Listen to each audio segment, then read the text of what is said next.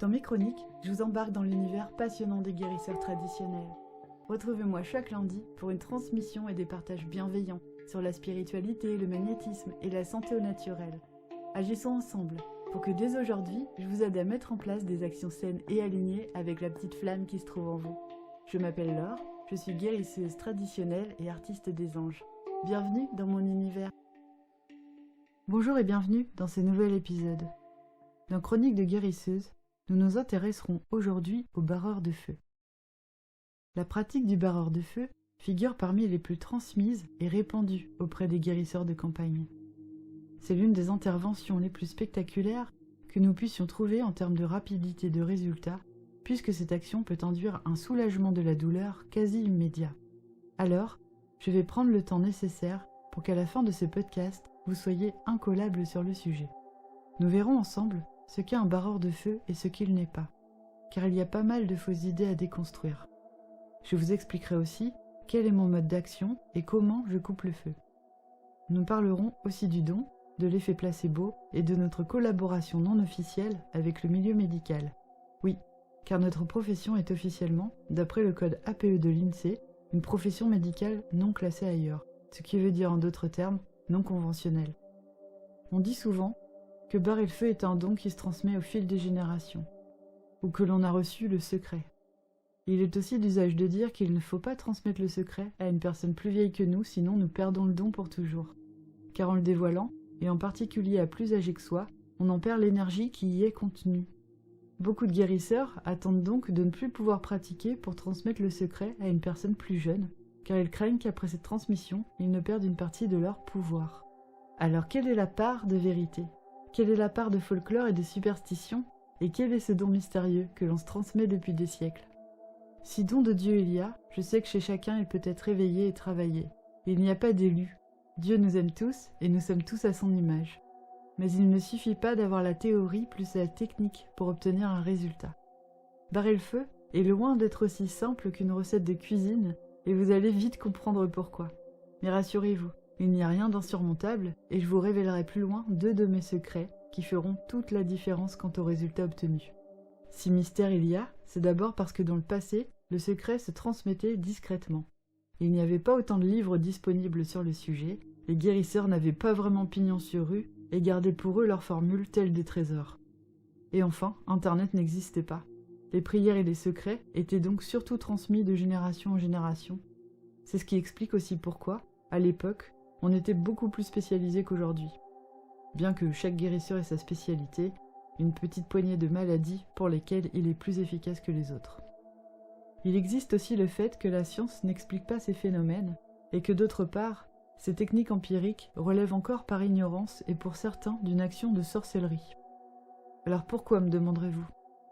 Ceci viendrait d'abord du fait que dans la formule de guérison de la brûlure est mentionné le nom de Judas. Mais il faut lire cette formule entièrement pour se rendre compte qu'il est le perdant de l'histoire.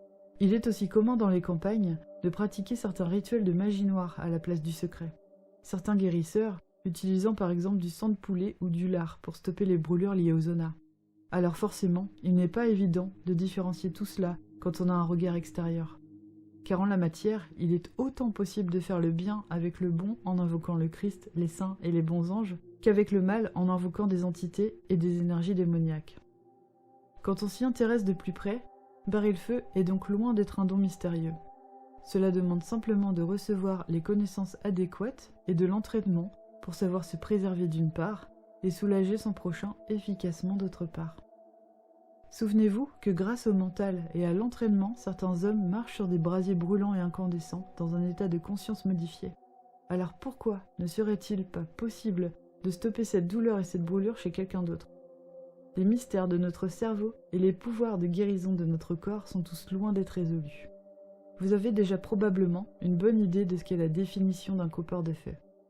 Peut-être avez-vous eu recours à ces services au cours de votre vie ou quelqu'un de votre famille vous en a vanté les bienfaits. Comme vous devez vous en douter, j'ai beaucoup à dire à ce propos. Mais avant d'aller plus loin, je me dois de préciser que, comme toujours, un guérisseur ne remplace pas une prise en charge médicale. Cela vaut aussi pour les brûlures. Je voudrais aussi vous dire, en particulier pour ceux qui me suivent pour apprendre, que chaque guérisseur a sa manière d'agir et d'appréhender sa pratique, qu'il adapte au fil du temps. Je vous parle ici de mon propre point de vue et de ma propre expérience. Je ne prétends pas avoir la meilleure méthode, ni les connaissances définitives et absolues. Alors si vous tombez sur ce podcast et que vous avez déjà reçu d'autres enseignements qui ne sont pas à 100% de correspondance avec mes explications, mais qui fonctionnent pour vous, c'est ok. Souvent, quand on cherche trop, on finit par tout mélanger et à se perdre dans les contradictions. Allez toujours au plus simple, en choisissant ce qui est le meilleur pour celui ou celle que vous aimeriez aider. Suivez ce qui vous semble juste et qui fonctionne pour vous tout simplement. Je reviendrai sur la formation du guérisseur magnétiseur dans d'autres podcasts. Voyons maintenant la définition du coupeur de feu. Alors je vous préviens, on va jouer un peu sur les mots, alors j'espère ne pas trop vous faire chauffer les neurones, mais c'est important, vous comprendrez pourquoi après. Dans Wikipédia, on peut lire « Coupeur de feu, médecine non conventionnelle, guérisseur qui soulage les brûlures, mais aussi le zona, les insolations et même les entorses, par des rituels comme l'apposition des mains. » Voyons maintenant ce que nous dit la définition du dictionnaire Larousse. Coupeur de feu ou barreur de feu. Magnétiseur censé soulager les brûlures, le zona ou d'autres maux, par simple contact physique, éventuellement accompagné de formules incantatoires ou de prières, voire par ces seules formules et à distance. Voici maintenant comment moi je définirais le coupeur de feu. Un coupeur de feu ou barreur de feu est un guérisseur ayant le don d'intervenir pour soulager les différents types de brûlures, qu'elles soient dues aux effets secondaires des traitements de radiothérapie, à un incendie, à la brûlure d'une bougie, ou suite à tout accident domestique conduisant à une brûlure du premier, second ou troisième degré. Le zona est également conjuré par le coupeur de feu. Petite parenthèse, nous verrons plus loin que pour barrer efficacement un zona, il y a un délai à respecter pour que l'action du coupeur de feu soit efficace. On voit que les définitions qu'en font les regards extérieurs manquent d'exactitude. D'une part, les entorses ne sont pas soulagées grâce à l'action du barreur de feu, mais à celle du leveur de mots ou du conjureur. Même si les trois peuvent être pratiqués par le même guérisseur, ce ne sont pas les mêmes spécialités. Nous n'employons ni les mêmes méthodes, ni le même type de prière. D'autre part, l'apposition des mains n'est pas un rituel. Cette technique fait partie de la famille des passes magnétiques, et donc de la trousse à outils du magnétiseur. Seul le guérisseur barre le feu, et quand on doit passer à l'action, c'est la plupart du temps en urgence à distance, juste avec les noms et prénoms. La définition que nous propose Wikipédia n'est donc pas vraiment cohérente avec la réalité de nos pratiques. La définition du coupeur de feu des éditions Larousse ne se rapproche pas beaucoup plus de la réalité du terrain. Ici, on peut retirer le nom de magnétiseur. Vous savez maintenant qu'il n'a rien à voir là-dedans, le magnétiseur est un énergéticien. Il ne fait pas de prière et n'utilise pas de secret.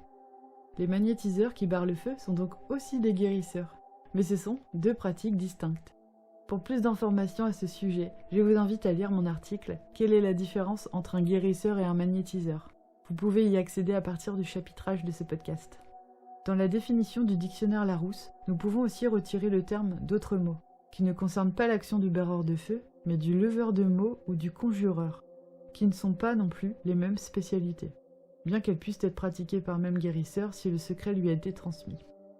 Et concernant la phrase « éventuellement accompagnée de prière », on doit retirer « éventuellement », puisque la prière est la base de l'action de tout véritable barreur de feu. Que la brûlure soit due à de l'huile chaude ou à l'action d'un laser médical, le coupeur de feu est en mesure d'intervenir au plus vite pour stopper la combustion de la peau, car c'est là son objectif, un peu à la manière d'un extincteur.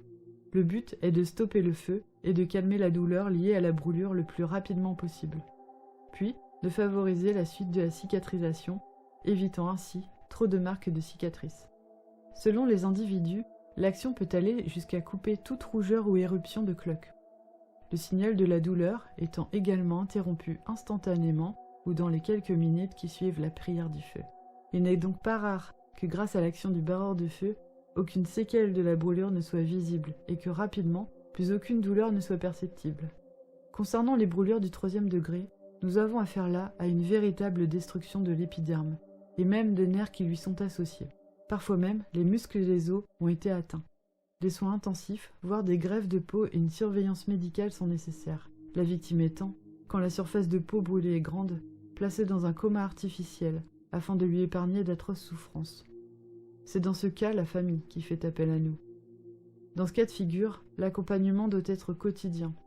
Le but étant de calmer la douleur, favoriser la cicatrisation et surtout prier pour une bonne immunité afin qu'aucune infection ne s'installe, car là est le plus grand risque. Maintenant, nous allons voir ensemble quand faire appel au barreur de feu. Il faut savoir que traditionnellement, un guérisseur ne se fait pas rémunérer pour cette intervention, car cela lui prend juste le temps de la prière. Petite parenthèse pour les débutants, vous pouvez être rassurés. Si vous commencez à couper le feu, il vous faudra bien plus qu'1 minute les premières années et c'est tout à fait normal.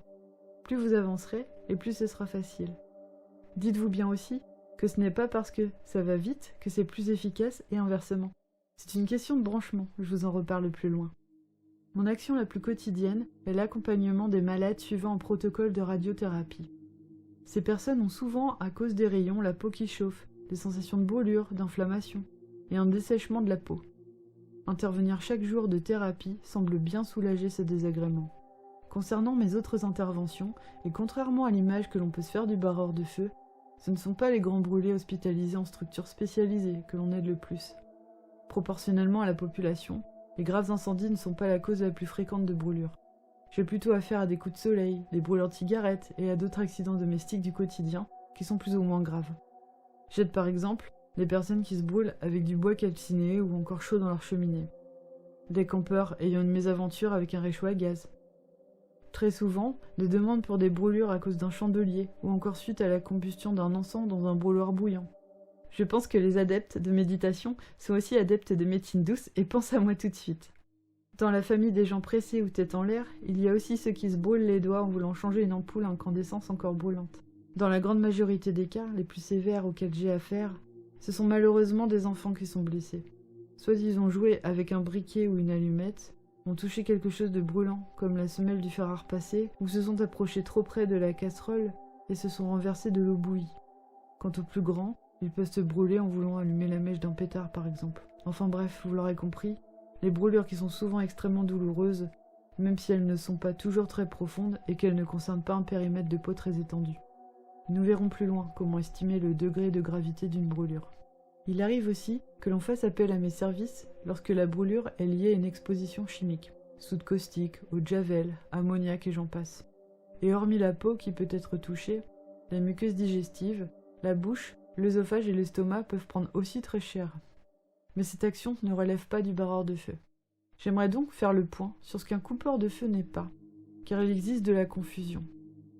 Pour beaucoup d'entre vous, ce que je m'apprête à expliquer paraîtra évident, mais je vous jure que j'ai parfois de drôles de demandes, et c'est en cela que l'éducation auprès du public est importante, car certains auraient vite fait de se faire prendre leur argent par des charlatans promettant monts et merveilles.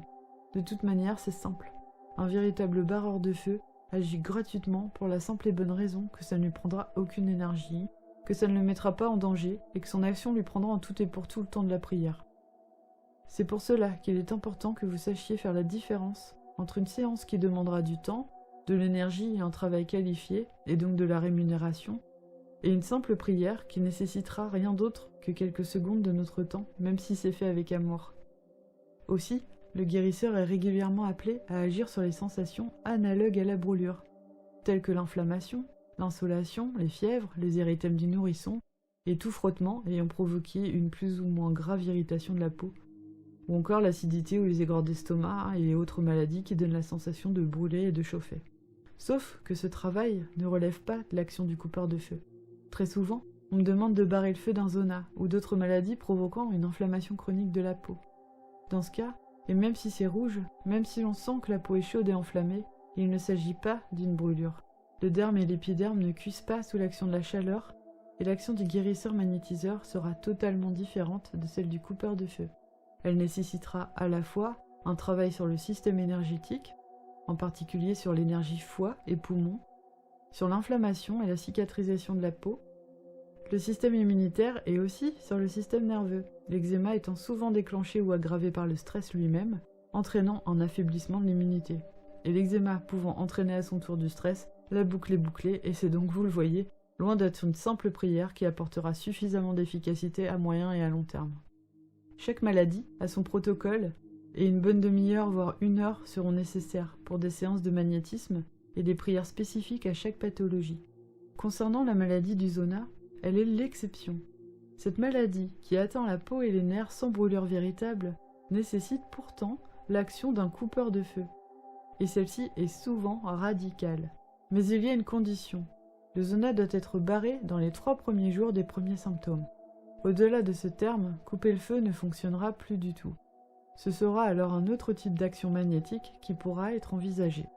Ce travail prendra plus de temps, car les résultats ne seront pas, sauf exception, instantanés. Pourquoi une prière fonctionne 3 jours, puis après plus rien, alors que le magnétisme, lui, soulage l'inflammation des suites du zona, mais au plus long terme? Je pense tout simplement que 3 jours, c'est le laps de temps qui permet au barreur de feu d'interrompre les séquelles de long terme que peut causer le zona sur les nerfs. En d'autres termes, il lui coupe l'herbe sous le pied. Passé 3 jours, cette prière s'avère inefficace et inutile, et c'est là que le magnétisme prendra le relais. Comme je l'évoquais tout à l'heure, les brûlures provoquées par les produits chimiques et corrosifs ne sont pas prises en charge par le coupeur de feu, car ils relèvent, eux aussi, d'une intervention différente. Toujours en complément d'une prise en charge médicale, bien entendu.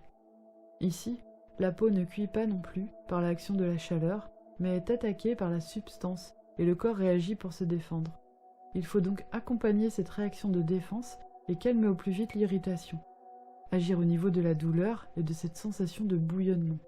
Mais il ne sera pas possible, de notre côté, de faire en sorte que le produit disparaisse, ou que son action n'ait aucune séquelle sur la peau, car c'est une brûlure liée à une réaction chimique. Nous aurons une action sur la douleur, puis sur la cicatrisation au plus long terme. Pour résumer, un coupeur de feu agit uniquement sur tout ce qui nécessite de réaliser une prière pour stopper la brûlure, c'est-à-dire lorsque la peau est véritablement brûlée ou chauffée. Le zona, quand il est pris dans les 3 premiers jours, et l'accompagnement les jours de radiothérapie pour soulager les sensations de brûlure liées à l'irradiation. Cette intervention est la plupart du temps bénévole, même de la part des professionnels, car elle nécessite peu de temps et de ressources de la part du guérisseur. Tout le reste nécessite des interventions autres ou complémentaires, comme quand il s'agit de fièvre par exemple. C'est-à-dire des prières différentes, et ici des actions au plus long terme. Ces interventions nécessitent du temps, des compétences et des ressources, et sont soumises à des honoraires si vous avez affaire à un professionnel. Plus loin, je vous transmets la prière et 2 de mes secrets pour vous aider à couper le feu de manière efficace. Mais voyons d'abord d'un peu plus près comment agit un barreur de feu. Lorsque l'on nous demande d'intervenir, c'est dans l'immédiateté que nous devons agir. Seuls le prénom et le nom sont nécessaires à cette action. Je me mets donc en état de prier, puis pendant le retrait du feu, et en fonction de l'intensité de la brûlure ressentie par la personne bénéficiant de la prière, je ressens plus ou moins de la chaleur. C'est lorsque je ressens de la fraîcheur que je sais que mon action est terminée. En règle générale, tout ceci se déroule très rapidement, le temps de se mettre en condition, puis de terminer la prière. Cette chaleur ressentie de loin, je ne la fais pas mienne, elle est tout de suite dispersée. Il est primordial de savoir s'en protéger et de savoir en évacuer la chaleur avant même qu'elle se diffuse en nous, par différentes actions énergétiques et par des prières de protection en amont. Personnellement, je commence chaque journée de travail avec ma prière de protection, mais si vous êtes amené à barrer le feu, pensez à bien la faire d'abord. Ne passez pas cette étape. Vous la trouverez dans le livre PDF « Comment couper le feu » et les 11 plus belles prières du coupeur de feu sur mon site internet, mais toute autre prière de protection fait l'affaire. Ma prière sera la même, que la brûlure soit du 1er, 2nd ou 3e degré. C'est l'action magnétique qui suivra qui sera absente ou différente en fonction des besoins de chacun. C'est-à-dire selon la profondeur et l'étendue de la brûlure, plus elle sera grave, plus elle nécessitera de travail, le tout étant d'agir à la fois sur le risque infectieux lié à la destruction de la barrière naturelle que représente la peau, sur la rétractation de la peau et la qualité de sa cicatrisation, et accompagner l'éventuelle greffe cutanée. Enfin, chez les grands brûlés et brûlures du 3e degré, les séances seront dirigées non seulement sur la cicatrisation de la peau, mais aussi sur l'action du niveau des terminaisons nerveuses, qui à ce stade peuvent être gravement endommagées. Concernant les accompagnements pour la radiothérapie, je viens agir de manière préventive, si je suis la personne le plus tôt possible dans sa prise en charge. Mais il est également possible d'agir de manière curative, quand la personne ressent déjà les effets secondaires liés au rayon. Dans ce cas, il n'est jamais trop tard pour apporter un peu de confort en soulageant les suites de sa radiothérapie et l'accompagner dans sa convalescence. Dans mon action d'accompagnement, de manière générale et concernant toute situation de souffrance où les proches vivent autant d'épreuves et de détresse, c'est systématiquement que je les joins à mes prières. Ceci permet selon moi d'apporter un soutien général, de belles énergies circulent pour que les choses soient plus douces à passer. L'énergie des anges est une lumière qui porte, qui réconforte énormément. Et si la famille se sent portée et apaisée, c'est aussi le patient qui en bénéficie directement. Je ne pouvais faire un podcast complet sur le sujet sans vous parler des bons réflexes à avoir en cas de brûlure. Quelle que soit l'origine de la brûlure, il est évident d'éloigner en premier lieu la victime de la source de chaleur. Si la brûlure vous paraît grave, on parle en général d'une surface de plus de 10% de celle du corps, appelez les secours sans attendre. En particulier, si la surface brûlée est importante, profonde, ou si la brûlure a été provoquée par électrocution ou chimiquement. Si la victime est une personne fragile, malade, âgée, ou même s'il s'agit d'un petit enfant, consultez également sans attendre votre médecin ou appelez les secours qui vous indiqueront la conduite à tenir. En cas de brûlure par le feu, il faut stopper ou tout du moins essayer de contenir la continuation de la cuisson de la peau, car même éloignée de la source de chaleur, la peau et ses couches profondes peuvent continuer de cuire et donc de s'étendre en circonférence et surtout en profondeur. S'il s'agit d'une petite surface, il est conseillé de placer la peau sous un filet d'eau froide, pas moins de 15 degrés pendant 20 minutes. Surtout, n'appliquez jamais de glace, n'appliquez pas non plus de corps gras tels que du beurre ou autres remèdes de grand-mère qui risqueraient d'aggraver votre brûlure plus qu'autre chose, voire de favoriser une mauvaise cicatrisation et de causer une infection. La profondeur et le degré de gravité d'une brûlure s'évaluent grâce à l'aspect de la peau et de ses lésions. Si la brûlure vous paraît bénigne, superficielle et peu étendue, elle est probablement du premier degré. Ici, la peau est douloureuse, elle est rouge mais sans cloque. Si la douleur est forte, que la peau semble gonflée, rouge mais suintante et couverte de cloques contenant un liquide clair, c'est une brûlure du second degré superficielle. Si par contre, sous la cloque, la peau est pâle et que les lésions sont peu sensibles, c'est la couche profonde du derme qui a été atteinte. Les terminaisons nerveuses sont en partie touchées et les vaisseaux sanguins détruits. Le sang n'y circule plus. C'est la brûlure du second degré profond. Quant à la brûlure du troisième degré, elle présente une plaie brunâtre ou noirâtre et en plis comparée aux tissus voisins qui, eux, sont gonflés à cause de l'œdème. La brûlure du troisième degré ne présente pas de cloque. C'est une fois la victime mise en sécurité que vous pourrez prendre le temps d'appeler votre coupeur de feu ou d'effectuer vous-même la conjuration de la brûlure grâce à la prière du feu. L'intervention d'un coupeur de feu ne peut remplacer les gestes de premier secours qui sont déterminants pour que la brûlure ne s'aggrave pas. Par la suite, comme toutes les plaies, une brûlure peut s'infecter. Si vous constatez une rougeur supplémentaire autour de la plaie, une chaleur anormale, si la douleur réapparaît plus tard alors qu'elle avait disparu, ou si vous voyez du pus, consultez au plus vite afin que l'infection ne s'étende pas. Voici maintenant la prière du feu. Enregistrez ce podcast pour l'écouter plus tard si besoin. Pour les personnes qui sont soignées par radiothérapie, vous pouvez noter cette prière sur un petit morceau de papier que vous garderez sur vous ces jours et sous votre oreiller la nuit. Si vous souhaitez que je vous coupe le feu, n'hésitez pas à me contacter via mon site. Je vous donne le nom www.leur-guérisseur-magnétiseur.fr. Il faut savoir que la prière du feu a tellement été transmise et pratiquée qu'il existe une centaine de formules différentes. Sur mon site, vous trouverez à la page barre hors de feu le livre PDF à télécharger « Comment couper le feu » et les 11 plus belles prières du coupeur de feu. Il contient mes conseils pour barrer le feu, les réponses aux questions les plus fréquentes, ainsi qu'une sélection de mes 11 plus belles prières du feu.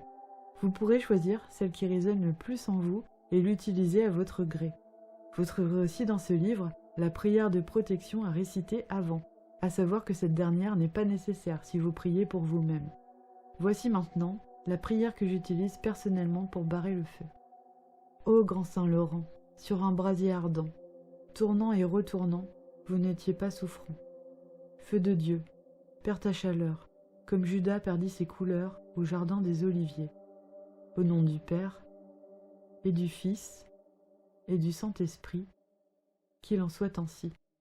Il y a des signes de croix à effectuer à la fin de la prière, soit après du Père et du Fils et une troisième après Saint-Esprit, soit vous pouvez choisir de souffler 3 fois en forme de croix sur la brûlure si l'action n'est pas à distance. Vous retrouverez toutes ces consignes dans le livre PDF à télécharger « Comment couper le feu et les 11 plus belles prières du coupeur de feu ». Tout à l'heure, je vous parlais de 2 secrets pour faire en sorte que l'énergie de la prière envoyée soit fluide et passe au mieux. Les voici. Le secret numéro 1 est de trouver en soi-même une sorte de déclic. Un peu comme si vous cherchiez une station de radio à l'aide d'un potentiomètre et qu'il faille que vous ajustiez votre intention jusqu'à ce qu'elle soit en parfaite syntonie et harmonie avec le sujet. C'est-à-dire que la fréquence vibratoire de votre pensée résonne avec celle de sa peau puis de sa brûlure. À force de pratique, vous saurez vous brancher à la fréquence de chacun de manière instantanée. Et c'est en cela que je vous disais plus avant qu'à moins d'avoir de l'expérience dans le domaine, il fallait pratiquer plusieurs années avant de réussir à le faire instantanément. J'espère que je suis assez claire dans mes explications, car c'est un peu compliqué d'exprimer ce type de sensation par des mots. C'est un peu comme si on essayait de décrire la couleur rouge à une personne qui n'a jamais vu de sa vie. Mais ne vous prenez pas trop la tête non plus, car il s'agit d'un ressenti et d'une forme d'amour avant tout et d'abandon de soi. Quand je dis abandon de soi, ça veut dire lâcher prise, laisser l'ego de côté. Pour accéder à cette forme de sens, il faut s'entraîner à maîtriser une forme d'état modifié de conscience. Cela viendra par l'entraînement, et vous en prendrez l'habitude en barrant le feu. C'est pourquoi je vous conseille plus que vivement de commencer par la méditation au quotidien. Sans vous prendre la tête, juste apprendre à être ici et maintenant et à ressentir votre propre présence, votre propre souffle vital. Le second secret est que d'autre part, quand on débute, il y a très souvent des blocages en soi et dans sa psyché, tels des sortes de nœuds ou des bouchons énergétiques qui vont venir bloquer ce processus. Le pouvoir de faire péter ces bouchons s'acquiert par la confiance que l'on place en soi-même et envers le divin. Mais d'abord en soi-même, car c'est autant la formule de la prière que la puissance de notre pensée qui est maître de l'action de couper le feu. Faire sauter ces bouchons peut se faire par la pratique de la méditation et du lâcher-prise, mais aussi grâce à une prise de conscience immédiate, rien qu'en écoutant ce podcast par exemple, car vous prenez ici et maintenant conscience que la clé est au final de lâcher prise et le bon branchement à soi et à l'autre. Pourquoi faire compliqué quand on peut faire simple ? J'espère que ces explications vous aideront à mieux cerner ma pratique de coupeur de feu et qu'à l'avenir, si quelqu'un autour de vous se brûle, vous puissiez m'appeler ou lui venir en aide par vous-même et le soulager de sa douleur grâce à la prière et au secret. Je vous rappelle qu'un document PDF à télécharger et imprimer est disponible sur mon site. Vous trouverez le lien dans ce chapitrage du podcast. Vous y trouverez mes conseils et mes 11 plus belles prières pour couper le feu. Dans ma prière pour couper le feu, j'ai recours à Saint Laurent. J'aimerais vous en apprendre un peu plus à son sujet. Alors voici ce qu'on peut lire sur son histoire. Né en Espagne, dans l'actuelle province de Huesca, en 230 après Jésus-Christ, Saint Laurent, fêté le 10 août, fut l'un des diacres du pape Sixte II. Il était chargé des biens de l'Église. En l'an 257 et 258, l'empereur romain Valérian décréta l'exécution de tous les membres du clergé chrétien appartenant à un certain rang, dont les évêques, les prêtres et les diacres. Saint Laurent et le pape Sixte II furent arrêtés pendant l'Eucharistie par la police impériale, contrevenant ainsi aux édits promulgués par Valérian contre les catholiques. Sixte fut l'une des premières victimes de ce décret et le paya de sa vie en se faisant décapiter le 6 août 258 avec 4 de ses diacres. Mais Valérian, voulant faire main basse sur du supposé trésor, laisse à Saint Laurent la vie sauve afin qu'il les lui ramène. Saint Laurent, pour seule réponse, lui présenta une foule de pauvres, d'orphelins et d'infirmes. Il fut alors condamné au supplice du gril pour le faire parler. Il aurait seulement dit à l'empereur « Puisque tu m'as cuit d'un côté, retourne-moi et mange-moi ». Il mourut brûlé. On représente souvent Saint Laurent portant une croix sur l'épaule droite et l'évangile dans la main gauche, marchant vers le gril chauffé par le brasier. Son courage et son martyre en ont fait un des saints les plus populaires des églises d'Orient et d'Occident. Philippe II d'Espagne fit construire au XVIe siècle un immense palais de Saint-Laurent de l'Escurial en son honneur, suivant un plan en forme de grille. Pour la conjuration des brûlures, il est également possible d'invoquer Sainte Jeanne d'Arc. Vous trouverez une prière à cet effet dans le livre PDF « Comment couper le feu et les 11 plus belles prières du coupeur de feu ». Si l'histoire des saints et les prières et maladies qui leur sont associées vous intéressent, je vous invite à lire l'article de mon site « Prières et intercessions des saints guérisseurs ». Aussi, il était impensable de faire un podcast sur le coupeur de feu sans aborder le fameux effet placebo. Vous le savez déjà, l'effet placebo est une amélioration de l'état de santé ou une guérison engendrée par le seul fait de croire en son traitement. En effet, il est reconnu aujourd'hui par la science qu'une personne qui a confiance en son thérapeute et qui sait que l'on prendra bien soin d'elle optimise ses chances de guérison et diminue son temps de convalescence. Elle vivra mieux sa maladie. Si le malade est persuadé qu'un traitement le guérira ou le soulagera, il y a des chances que son état s'améliore, car c'est la croyance dans son traitement qui l'emporte par des mécanismes de désactivation de la douleur grâce à l'action de molécules calmantes qu'il sécrète telles que les endorphines. C'est le cas aussi lors des brûlures. Alors, l'esprit très cartésien aura vite fait de reléguer les guérisseurs et barreurs de feu et autres thérapies telles que l'homéopathie, dont les mécanismes d'action restent à cette heure inexpliqués par la science officielle, au rang de charlatanisme. En effet, dans certaines émissions de télévision ou articles de journaux où l'on aborde le travail des guérisseurs et des barreurs de feu, l'effet placebo est évoqué par nos détracteurs pour expliquer les guérisons miraculeuses, que rien ne se passe au niveau spirituel et que tout est dans la tête du patient. Quant à certains partisans de la médecine énergétique, persuadés d'avoir tout pouvoir en permanence et d'être un élu des dieux, monteront au créneau et vous assureront que l'effet placebo n'y est pour rien. Alors, l'effet placebo peut-il expliquer à lui seul l'action du barreur de feu? Je vais vous donner mon avis sur le sujet, et peut-être qu'il risque de vous surprendre. Je crois fermement en l'effet placebo, et je pense qu'il y a même des mécanismes qui vont au-delà de ce que la science peut encore mesurer. Je crois aussi qu'il est absolument nécessaire pour tout thérapeute de le prendre en considération et d'être modeste avec ses patients et avec ses propres résultats. Car jamais, au grand jamais, nous ne savons si la guérison de notre patient est due à l'effet placebo ou non. J'ai entendu qu'environ 30% des guérisons liées à la prise d'un traitement seraient uniquement de son fait. Vous imaginez 30%, c'est énorme. Mais même si être convaincu que l'on va guérir nous aide à aller vers la guérison, une question se pose tout de même. Qu'en est-il des petits bébés? Et qu'en est-il des animaux? Je veux dire, ont-ils antérieurement, par je ne sais quel mécanisme lié à la personne qui veut les aider, une forme d'effet placebo qui se déclencherait de manière inconsciente au moment d'une séance? Ou même quand elle se déroule sur photo, à des centaines de kilomètres de distance? Peut-être y a-t-il une forme de télépathie non conscientisée? On en revient ici à comprendre qu'effectivement il se passe bel et bien quelque chose d'énergétique. Mais personne ne peut nier non plus que ce n'est pas dû à une forme d'effet placebo, puisque rien ne nous prouve le contraire. Il faudra donc se contenter de cela pour le moment. C'est extraordinaire de savoir que notre cerveau peut à ce point activer nos mécanismes d'auto-guérison. Et nous, les guérisseurs, accompagnons les personnes à s'auto-guérir en quelque sorte dans une dimension spirituelle. Ce qui compte pour moi, c'est que ça marche, que les malades se sentent mieux, que ça leur fait du bien. C'est aussi une question de foi et de croyance, mais c'est dans l'intérêt général de savoir aussi raison garder. Et tous les avis sont importants, car ils font avancer le débat et les recherches. Ils nous permettent sans cesse de nous remettre en question. L'effet placebo n'a pas dit son dernier mot, et nous avons devant nous de magnifiques découvertes à faire quant au pouvoir caché du corps humain. C'est un fait, le corps a des mécanismes d'auto-guérison. Je dirais même plus, des pouvoirs de guérison extraordinaires, et c'est merveilleux, et nous devons tous rester humbles devant ces phénomènes. Qu'ils soient d'ordre de la guérison spontanée ou du miracle de Dieu, car nous sommes encore loin, très loin de savoir tout expliquer. D'ailleurs, il n'est pas rare qu'un médecin suggère à son patient de consulter un barreur de feu pour soulager le zona et les effets secondaires de la radiothérapie.